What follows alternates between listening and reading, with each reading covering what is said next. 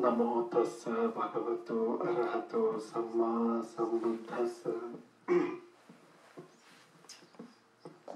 Most respected, venerable monks, the Sangha here, dear upasakas and upasikas and children, very, very good evening to all of you. It is my great pleasure to be here today because of Bhanteji. It is a great pleasure, as Lord Buddha says, Sukho Buddhanam Pado, Sukha Saddhamma Desana, Sukha Sangasa Samagi, Samagganam Tapo Sukho. It's a great blessing, joy, happiness that in this universe a Buddha arises. And it is also a great joy and happiness that this fully enlightened Supreme Buddha teaches the Dhamma. Just imagine, otherwise in this universe, where is the source? Where is the source of virtue? Where is the source of mental purification? Where is the source of wisdom? It is not there without a fully enlightened Samma Sambuddha.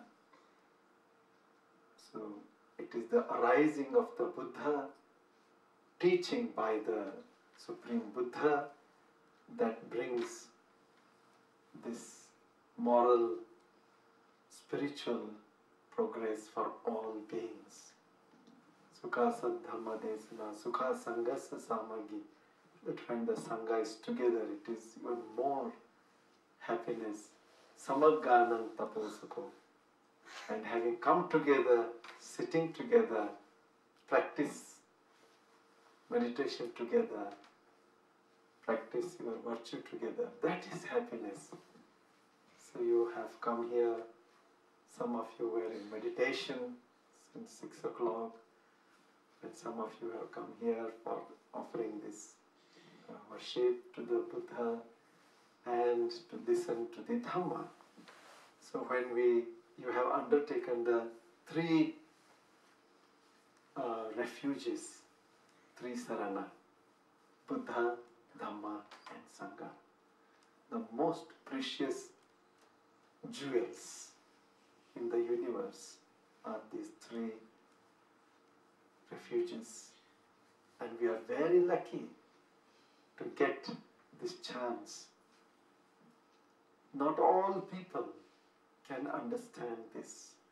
Not all people can get this chance, coming in contact with the Supremely Enlightened Buddha's teachings. Some of you who are Sri Lankan origin, you have contact for ages. You are very lucky. Because of your punya, you have this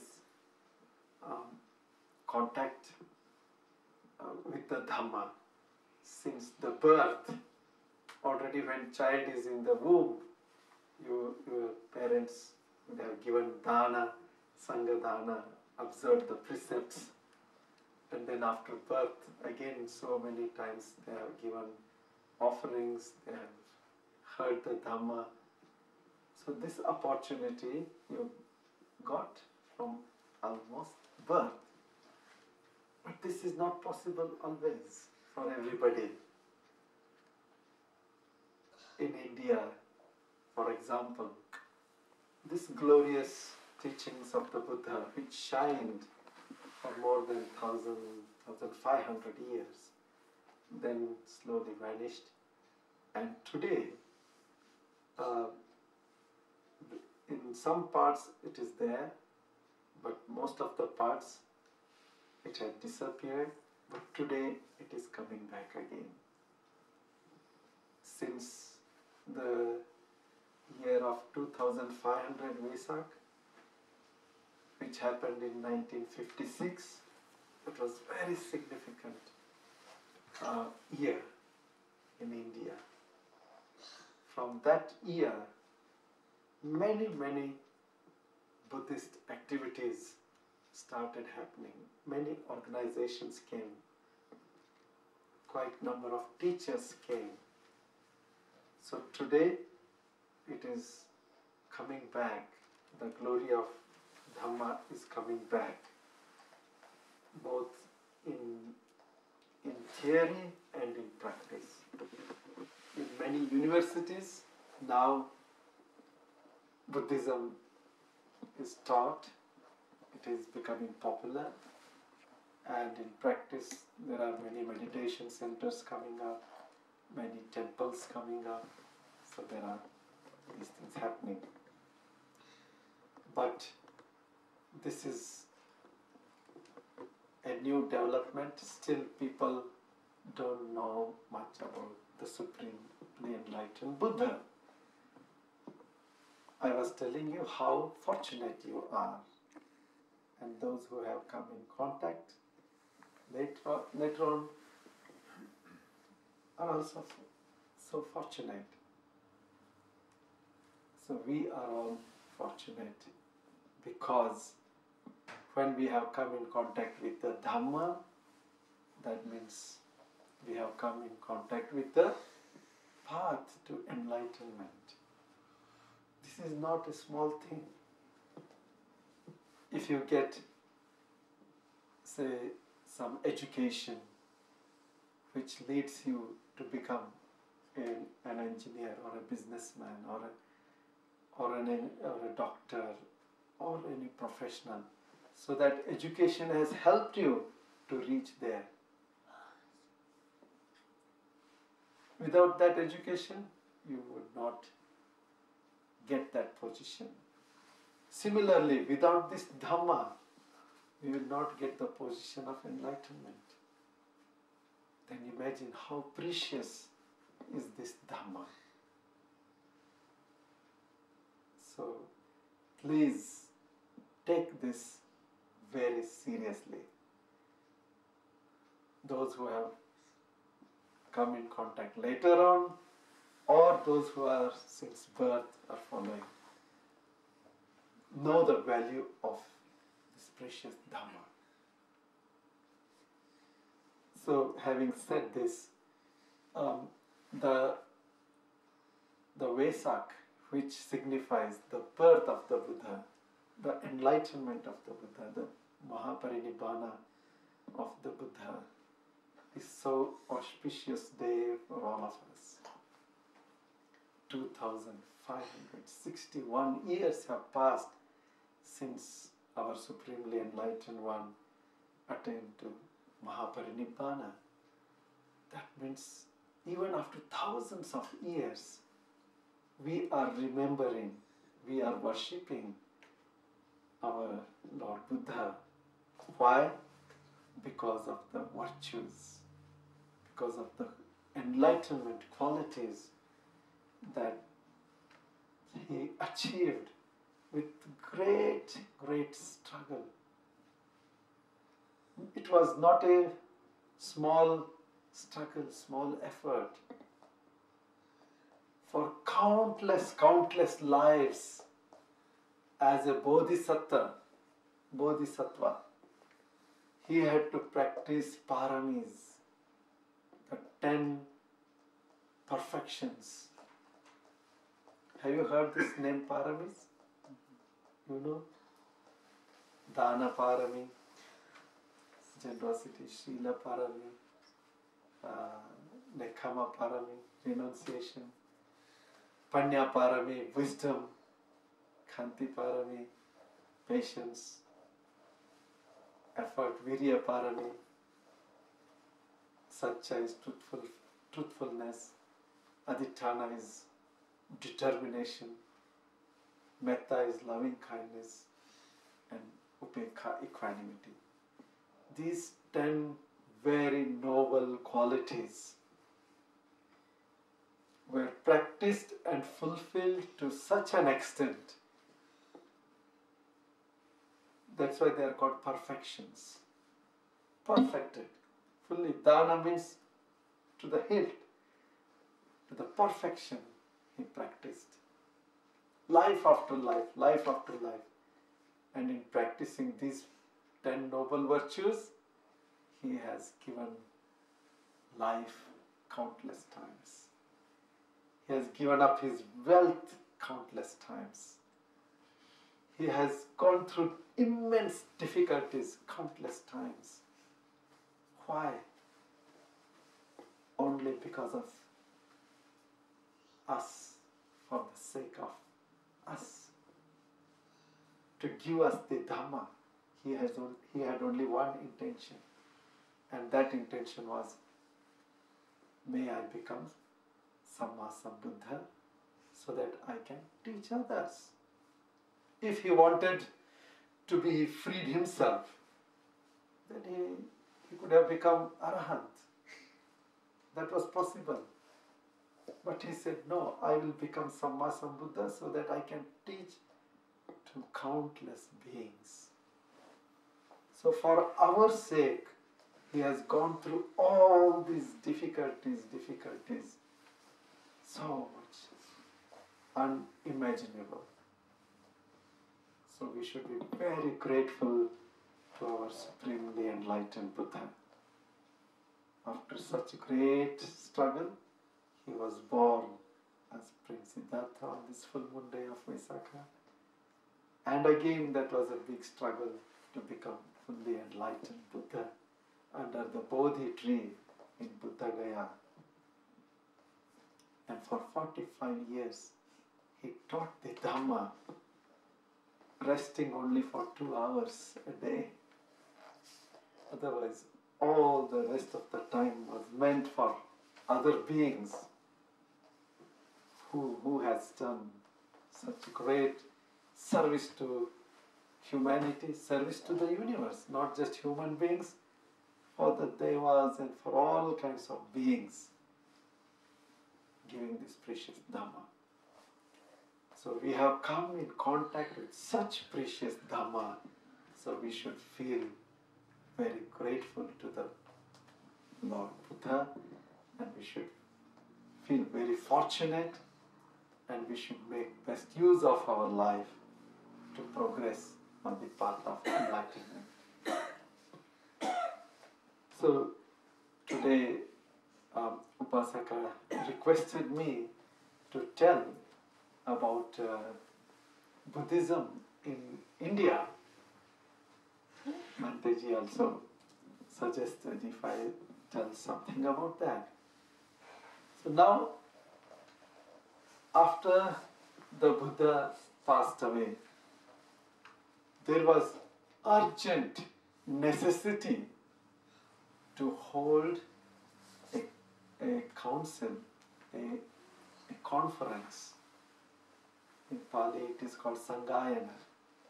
That means enlightened monks came together and they recited the teachings of the Buddha. Why did it happen? Because when Lord Buddha attained to Mahaparinibbana, his holy body was kept and all the people were waiting for Kassapa Mahathera to come and worship. Till he comes, it wouldn't get fire. So they were waiting. And Kassapa Bhante, he was coming with a group of monks to Kushinara.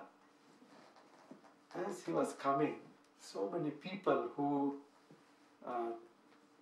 took blessings of the holy remains of Lord Buddha's body, they were coming on the opposite direction.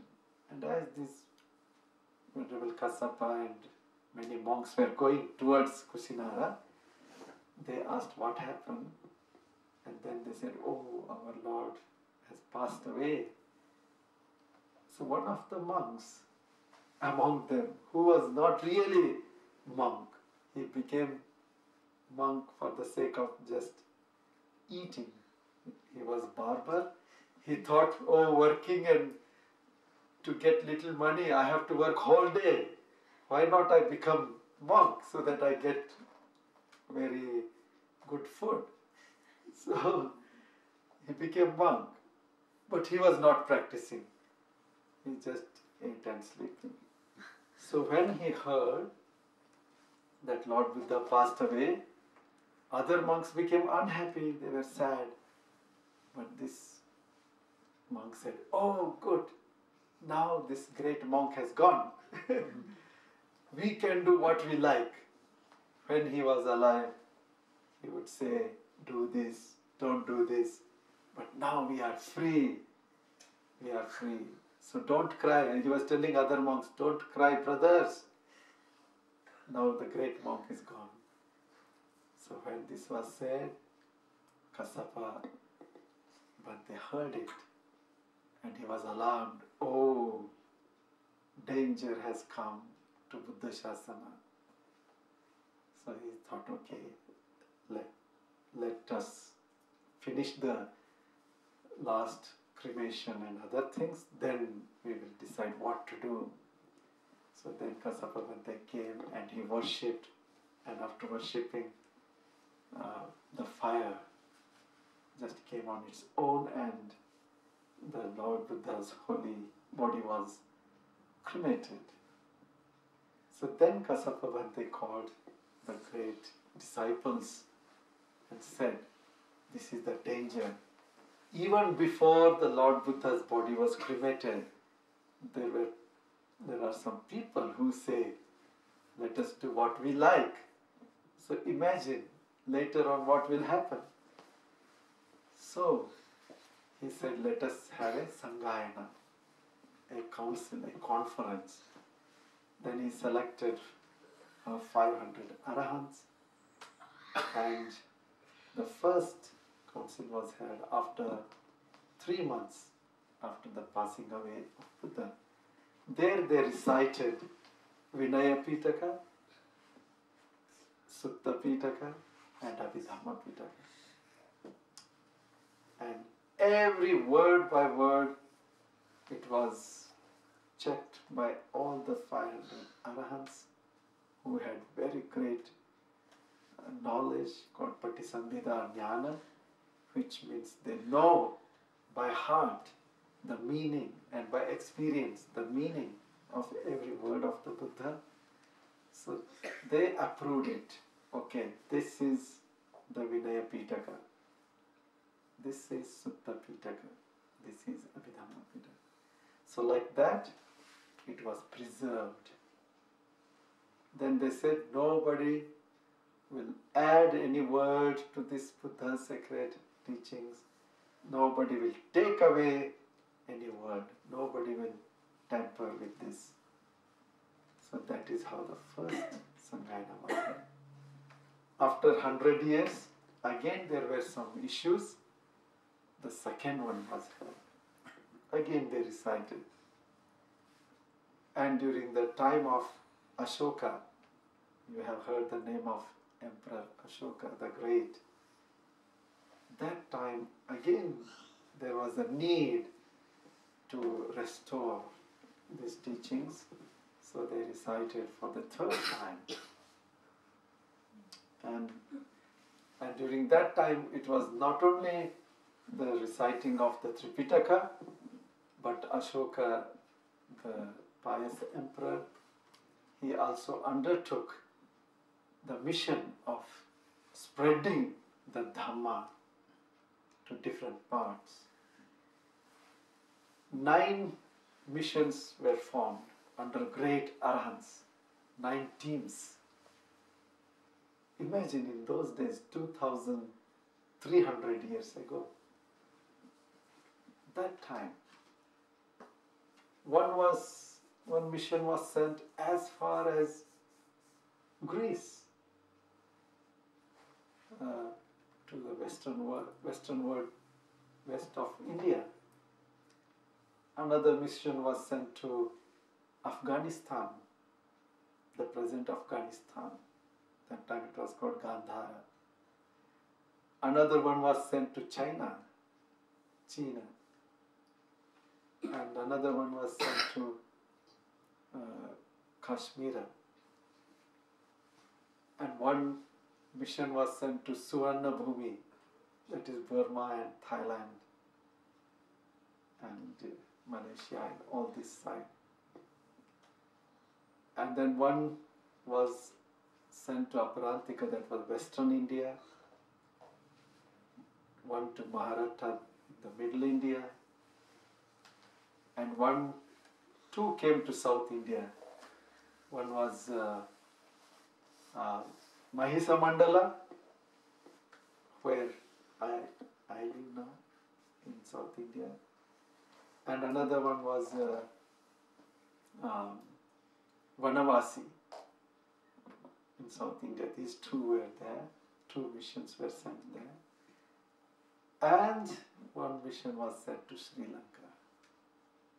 Venerable Arhanta Mahinda, he came to Sri Lanka. So this was a very important, historically very important and significant stage in the spread of Buddhism. So it went to all these lands without any force, without any violence, nothing, just give the teachings, people voluntarily accepted and they started following. That's the whole of India, whole of Western India, now Pakistan, Afghanistan, up to Persia, all these were Buddhist countries, they became Buddhist regions. So that is how East, West, North in the China, Tibet, Himalayan region, and South in Sri Lanka, everywhere. Such was the glorious spread of Buddhism about 300, nearly 250 years before Christ. And after that, in India, it spread and it developed. In first century, some developments happened. But before that, about 80-90 years before Christ, the fourth council was held in Sri Lanka because Sri Lanka was attacked by South Indian kings, and then monks and monasteries were all disturbed. So very wise monks, they got together and they decided to have this council. And in that Sangayana, they also decided to put into writing for the first time. So it was in Sri Lanka that this Tripitaka, the holy words of the Buddha, were written for the first time, which form the basis even today for us. So it was preserved there. And when it was written, about 700-800 enlightened people, they went through word by word, letter by letter, and approved it. So that is how we got today the purest form of Buddha's teachings in Pali language. So that is how the Pali literature came to us.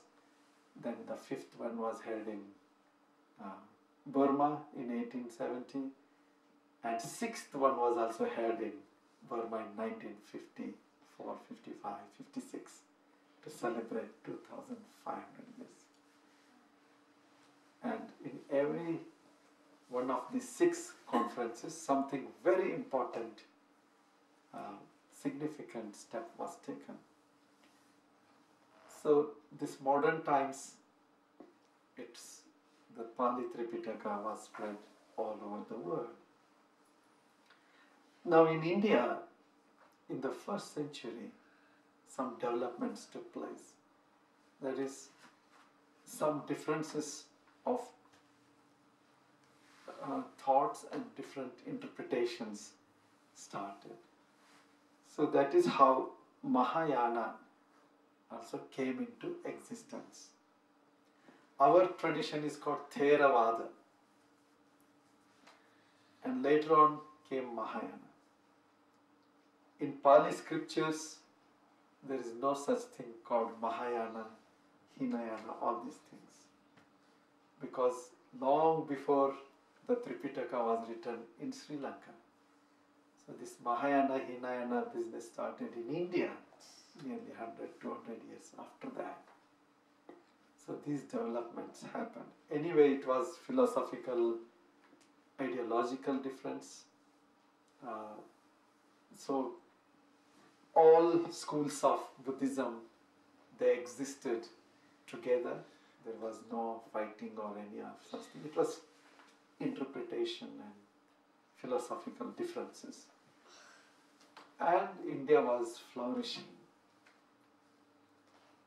Ashoka, the great emperor, he himself built 84,000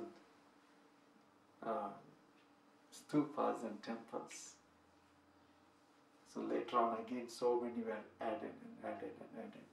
So today, if you just dig up anywhere in India, you get the remains of Buddhist temples and monasteries, stupas. So it continued around 6th and 7th century AD. Buddhism, which was quite popular, it became into different schools and different practices. Then there was, according to the original teachings, which we are all practicing, for us, our mind is very important. We have to develop our mind. We have to purify our mind through the practice of sila, through the practice of samadhi, meditation, and through the practice of developing wisdom. Then we get enlightenment and freedom. So that is the path of enlightenment. But people they were influenced by the Indian, some Hindu or other practices, worshipping of deities,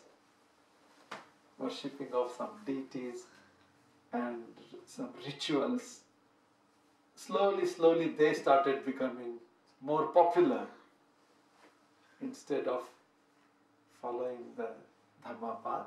They started becoming popular. Easy way.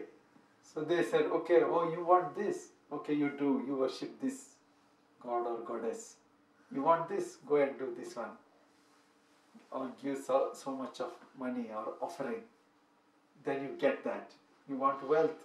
There is somebody for wealth. You want health? There is somebody for health. Like that, different, quick solutions. So people were attracted. It seemed to be very easy, so they started following those things more and more and more. And the real Dhamma practice took the back step. So that is how it started diluting. And then from 8th, 9th century, it started mixing up. And the monks in the monasteries, by then the nuns' order was finished. There were no more nuns, only monks were there. So the monks' order also started becoming deteriorated. The lay people started becoming deteriorated. So the practice became weakened, loosened. So that is how people started becoming diluted with other traditions and practices.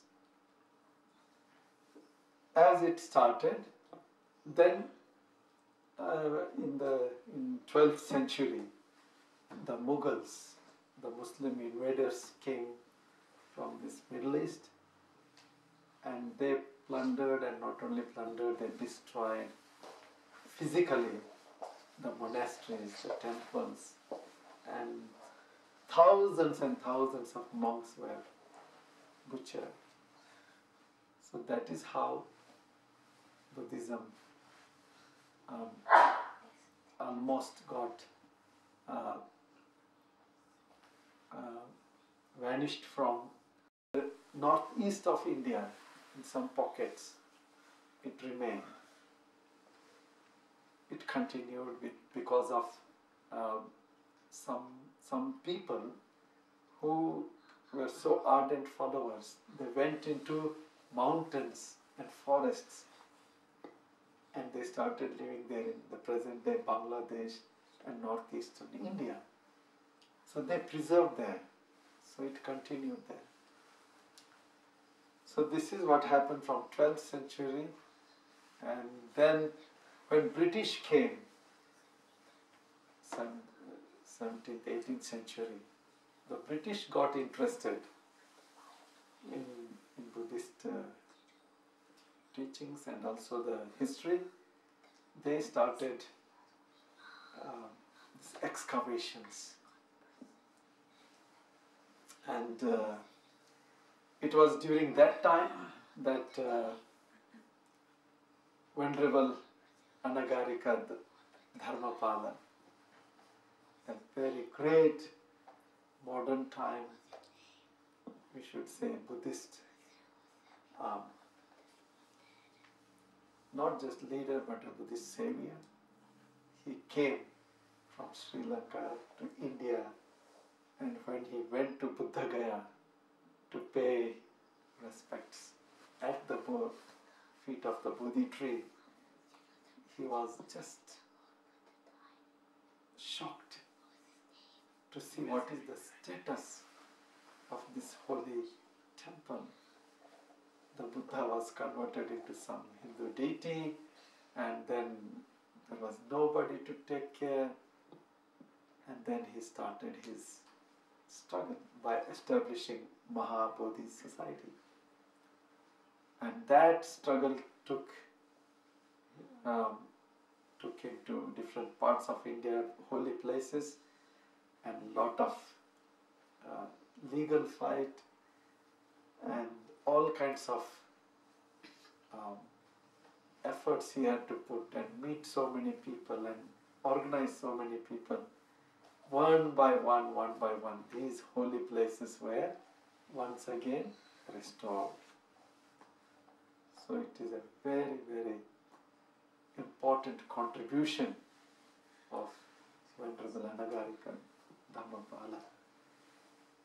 So this Mahabodhi society, which was started, has many branches now, and one of the I should tell something about my teacher, then I can relate you to what we are today. My teacher was an engineer at that time in British Army, and when the Second World War broke, he was posted to Malaysia. Malaysia and Singapore, they were all together at that time, and Japanese had come up to that place, and there was quite fierce fighting going on there. So he was there, and as he saw it, he was so disgusted. And as soon as the war ended with the bombing of Japan cities, then they came back, and as soon as he came back to India, he resigned. He said, I want to see peace, not this violence. So he left everything. He went into the Himalayas. He became a wandering ascetic, a kind of Hindu ascetic. So he wandered for 2.5 years, whole of India, as a truth seeker. He was Hindu earlier, but now he was seeking truth without any prejudgment, prejudice. He went from ashram to ashram, teacher to teacher. He learnt many things, but he was not satisfied. He studied the Quran, he was not satisfied. He studied the Bible, he was not satisfied. He knew the Gita very well. He was not satisfied. Then he came across the Dhammapada. You have heard about the Dhammapada? That is one of the very popular books of Tripitaka, the words of the Buddha. Very popular book. So when he read the verses, he was so thrilled and inspired.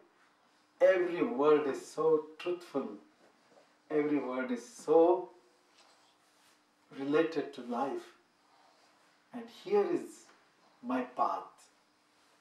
So he realized. And then he meditated and he found within himself also that he is following this path for a long time from the past. So he decided to become a Buddhist monk. So then he went in search of a Buddhist monk. No one was there. So somebody told him to go to Bombay. There he went, he saw the Kandheri caves, ancient caves, 2000 years old Buddhist caves. He was so touched, oh, this is my place.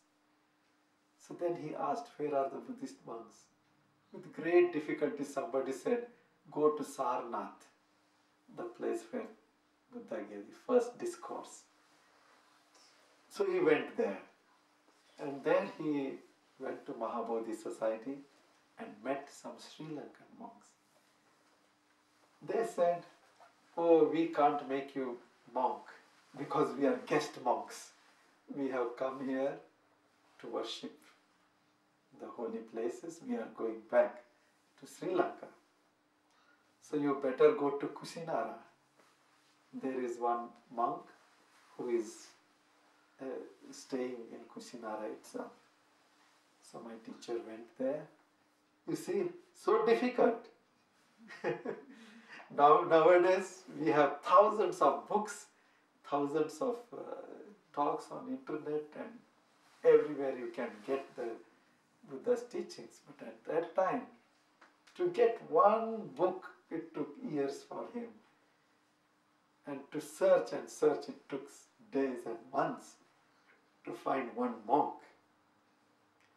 And he came to Kusinara and he met Chandamani Mahathera, and he agreed to give him ordination. And on the Vesak day, this day which we are celebrating, on Vesak day of 1949, he was ordained as Buddhist monk, and that time he became so free and felt so happy that he got the most precious thing in his life. But Chandamani Bhante said, oh, in India there is no place for you to study. You go to Sri Lanka. So that is how my teacher went to Sri Lanka. And there he studied under, first he went to Venerable Jnanatiloka. He was a German monk. And then he went to Chanda Vimala Bhante, very, very popular, famous in Sri Lanka. And then also Venerable Piyatissa. So under three most illustrious monks, he studied for 3 years, Pali, Vinaya, Sutta, Abhidhamma, very intensely. Then he went 3 years to Burma, and there he practiced meditation and studied Abhidhamma.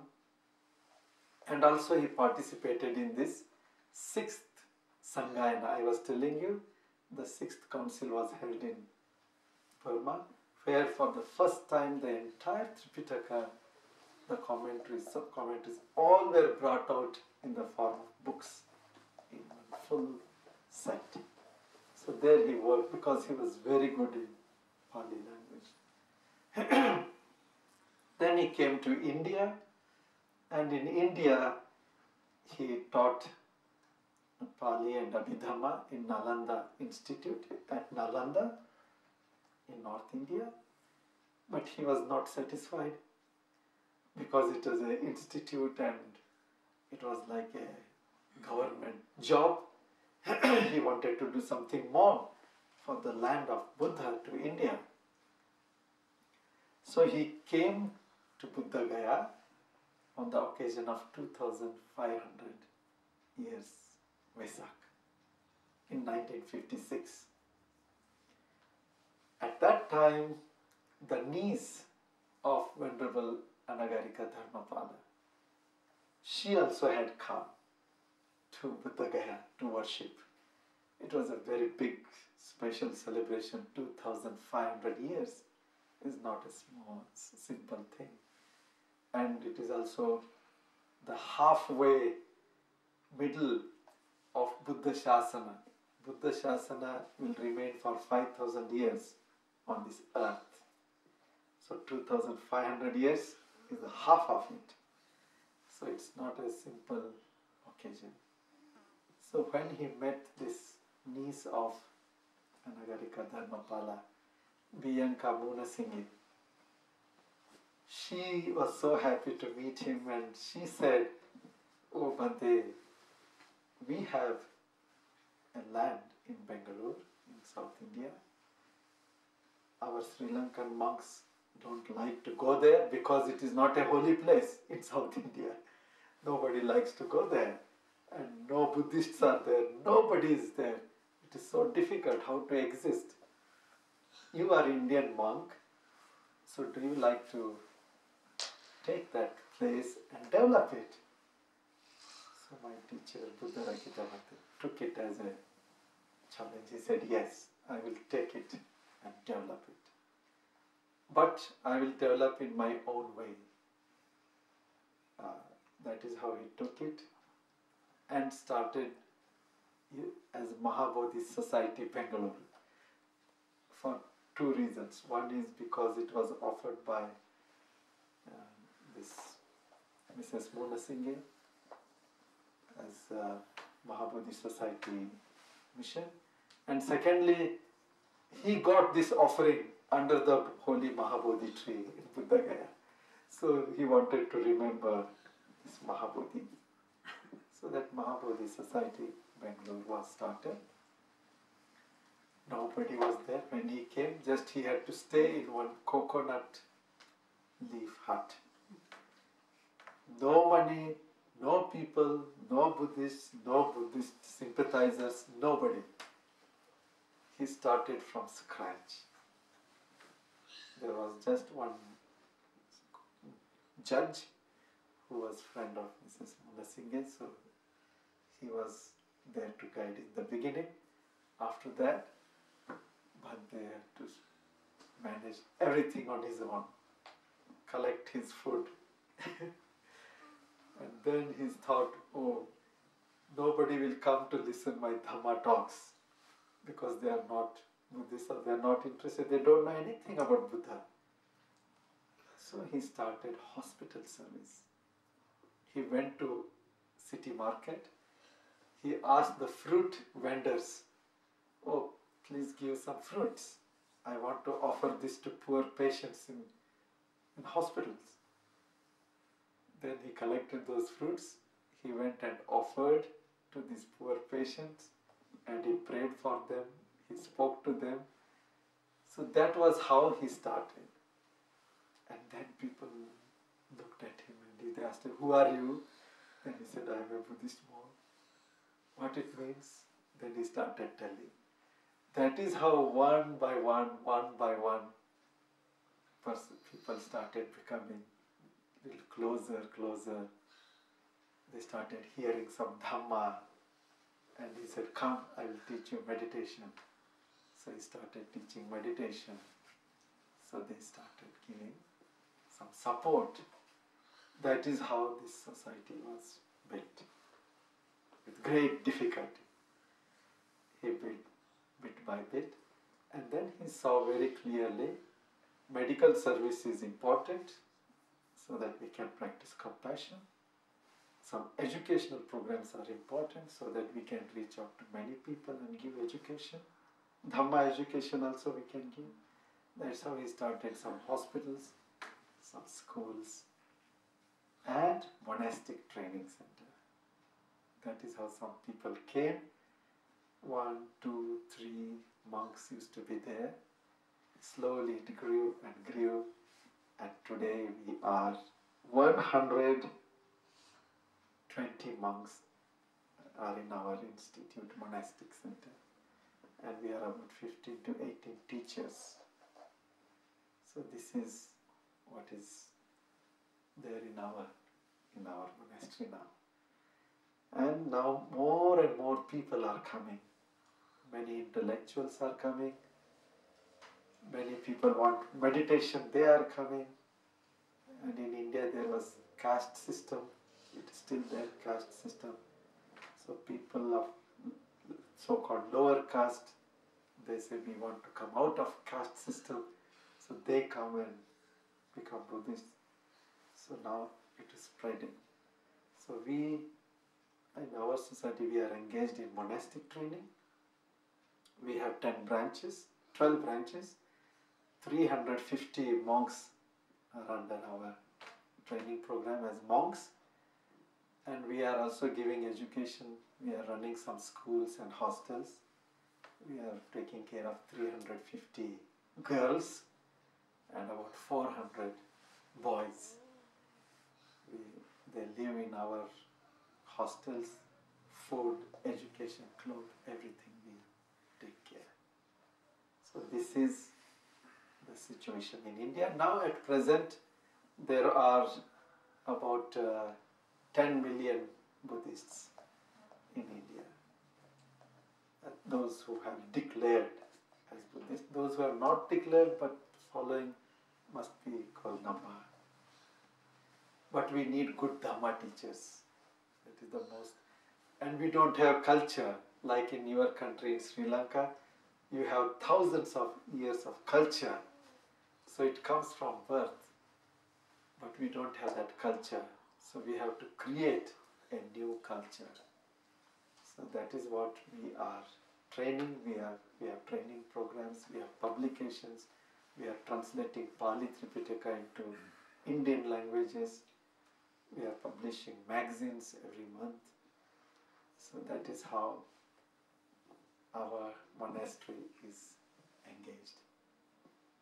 So this is the status of history and the present status of Indian Buddhism. There must be, maybe there are about 500 monks altogether in the main part of India, I think. In the northeastern side there are more. In the Himalayan region it is Mahayana, Lamas, like the Dalai Lama. There are also quite a number of Lamas, monks are there. So this is it. So